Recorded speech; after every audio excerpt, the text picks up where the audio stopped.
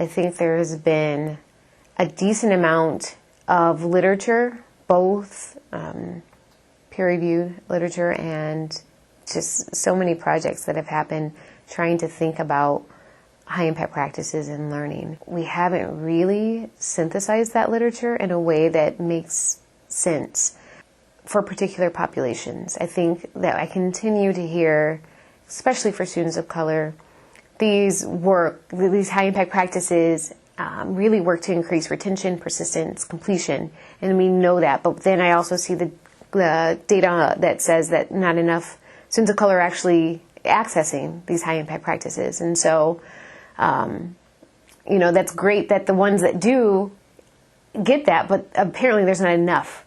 And so I think when I've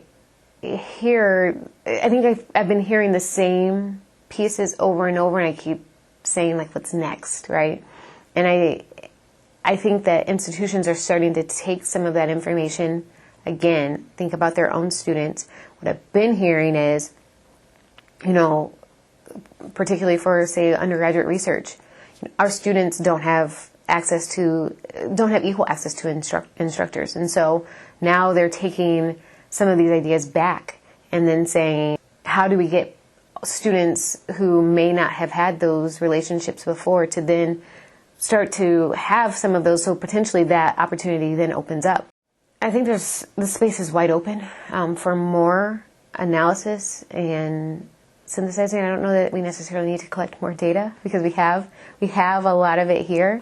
In terms of advice, to work to ensure that different institutional types are included. I know that one of the very first conversations I had with a few were, I don't feel like the high impact practices that we do on our campus are included in the list.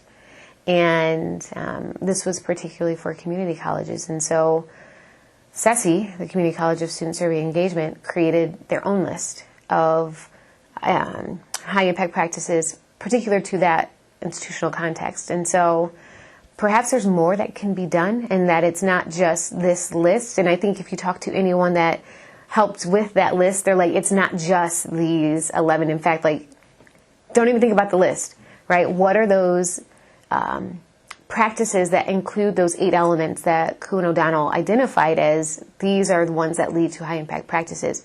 Now, if we have that conversation, what all are the possibilities that students are having the opportunity to not only participate in campus, but it's actually, again, assisting with retention, persistence, completion, but I think most importantly, learning. What are those?